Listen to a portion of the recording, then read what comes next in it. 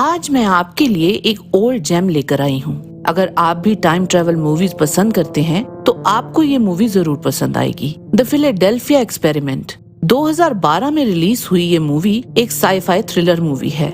कहा यह भी जाता है कि एक्चुअल में भी ऐसा कोई एक्सपेरिमेंट हुआ था। खैर वो तो एक अलग टॉपिक है, हम बात करते हैं इस मूवी की। चलिए जल्दी से चैनल को सब्सक्राइब और वीडियो को लाइक कर दीजिए और फिर हम चलते हैं मूवी की ओर। एक ब्लैक गवर्नमेंट कार आकर रुकती है।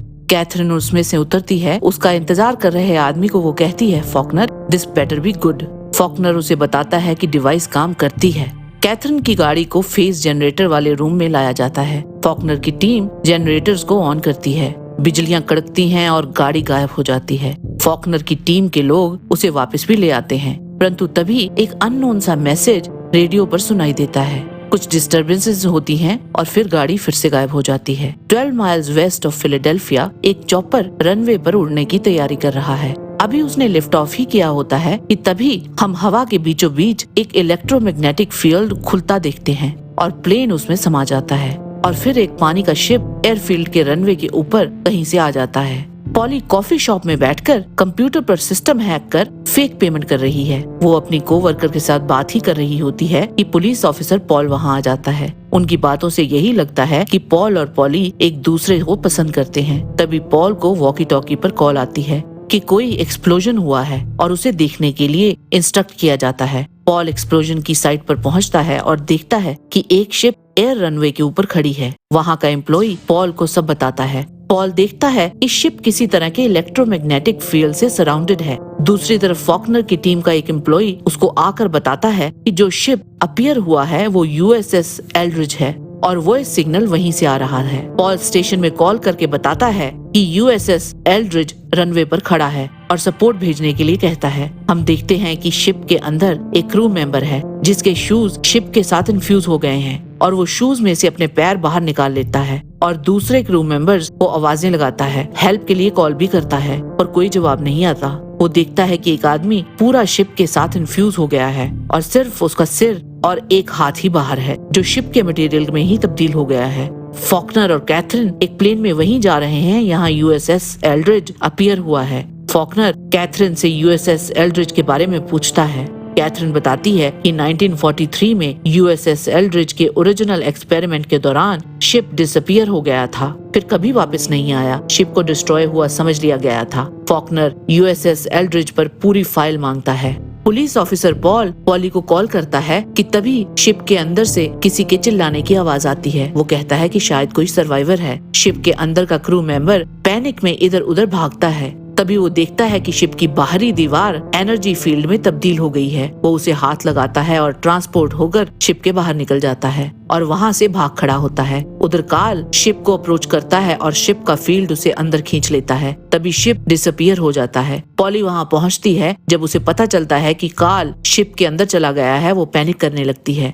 शिप का क्रू मेंबर सिटी में लॉस्ट घूम रहा है। एक न्यूज़पेपर पर वो अगस्त 27, 2012 की डेट देख रहा है और हैरान परेशान हो जाता है। घूमता घामता वो पॉली की ही कॉफी शॉप में पहुंच जाता है। वहाँ वो मैरी गार्डनर के बारे में इंक्वायर करता है। उसके जाने के बाद कॉफी शॉप की एम्प्लॉय पॉली को कॉल करके सब बताती है। फॉकनर की टीम उसे कॉल करके बताती है कि फेस जनरेटर अपने आप फिर से ऑन हो गए हैं। उधर शिप का क्रू मेंबर भी इस इफेक्ट को फील करता है। उसकी बॉडी एक एनर्जी फील्ड क्रिएट करती है। दूसरे सीन में डाउनटाउन शिकागो में mid air USS Eldridge reappear होता है और नीचे गिरते हुए एक टॉल बिल्डिंग के ऊपर अटक जाता है। शिप के अंदर पॉल जो बेहोश पड़ा हुआ था उसकी बाजू शिप के साथ इन्फ्यूज हो जाती है। कैथरीन पायलट को शिकागो चलने के लिए कहती है। पॉली अपने घर आती है। दरवाजा खुला है। वो अंदर जाती है और शिप के क्रू मेंबर को पाती है जो असल में उसका ग्रैंडफादर विलियम गार्डनर है। वो बताता है कि हमने ये घर शादी के बाद खरीदा था। वो कहता है मुझे तुम्हारी माँ के जन्म के 6 दिन के बाद ही ड्यूटी ज्वाइन करनी पड़ी थी। पॉली कहती है वो 70 साल पहले की बात है। बिल बताता है कि डिवाइस मेल फंक्शन कर गई थी। पॉली की फ्रेंड कॉल करके उसे टीवी ऑन करने के लिए बोलती है। टीवी पर यूएसएस एल्ड्रिज की ही खबर आ रही होती है। फॉकनर और कैथरीन शिकागो लैब में पहुंचते हैं। फॉकनर बताता है कि शिप इलेक्ट्रोमैग्नेटिक फील्ड से शील्डेड है जिसका एनर्जी सिग्नेचर उसके काम से बिल्कुल मेल खाता है। फॉकनर समझाता है कि जब 1943 में यूएसएस एल्ड्रिज ने अपना फेस जनरेटर ऑन किया तो उन्हें लगा कि शिप डिस्ट्रॉय हो गया है, जबकि जब 2012 में फॉकनर की टीम ने अपना फेज जनरेटर ऑन किया तो दोनों फेज जनरेटर एक दूसरे से कनेक्ट हो गए और 2012 वाले फेज जनरेटर ने यूएसएस एल्ड्रिज को खींच लिया और शिप टाइम ट्रेवल करके यहाँ पहुँच गया। कैथरीन कहती है 70 साल हो चुके हैं। फॉकनर समझाता है हमारे लिए 70 साल हैं, लेकिन शिप के लिए कुछ ही पल बीते हैं। पॉली नेवी की फाइल्स को हैक करके फिलाडेल्फिया एक्सपेरिमेंट प्रोजेक्ट रेनबो की फाइल्स निकालती है। बिल उससे उसकी लाइफ के बारे में पूछता है और पॉल के शिप पर होने से कंसर्न जाहिर करता है। तभी डोरबेल बजती है। एक आदमी जो खुद को गवर्नमेंट से बताता है पॉली से बात करना चाहता है। तभी एक कॉल आती है। पॉली को कोई आदमी आए हुए आदमी के बारे में वार्न करता है। गवर्नमेंट का आदमी पॉली से बिल गार्डनर के बारे में पूछता है। बिल उस पे हमला कर देता है। उसे बेहोश करके बिल और पॉली भाग खड़े होते हैं। उधर कैथरीन फॉकनर को कहती है अब ये मिलिट्री प्रॉब्लम हो गई है और फोन पर इनकर्जन टीम को गो अहेड देती है। फॉकनर की टीम से रीस उसे कॉल करके बताता है कि फेज जनरेटर अभी भी ऑन है और तेज हो रहा है। कैथरीन मिलिट्री के लोगों को जल्दी से शिप के अंदर जाने के लिए बोलती है। तभी शिप फिर से जंप कर जाता है। पॉल शिप के अंदर से पॉली को कॉल करता है पर पॉली कॉल को मिस कर देती है। फॉकनर 10 पॉसिबल लोकेशंस देता है जहां शिप रीअपियर हो सकता है। कैथरीन कहती है ये प्रॉब्लम अब इंटरनेशनल हो गई है और डिफेंस डिपार्टमेंट को कॉल कर देती है। वो फॉकनर को बताती है कि जैसे ही ये शिप रीअपियर होगा उसे बॉम्ब कर दिया जाएगा। पॉली और बिल गाड़ी में बातें कर रहे हैं। बिल पॉली को बताता है कि हम मार्टिन सैलेंजर से मिलने जा रहे हैं। पॉली कहती है वो तो मर चुका है। बिल कहता है कल तक तो मैं भी मर चुका था। फॉकनर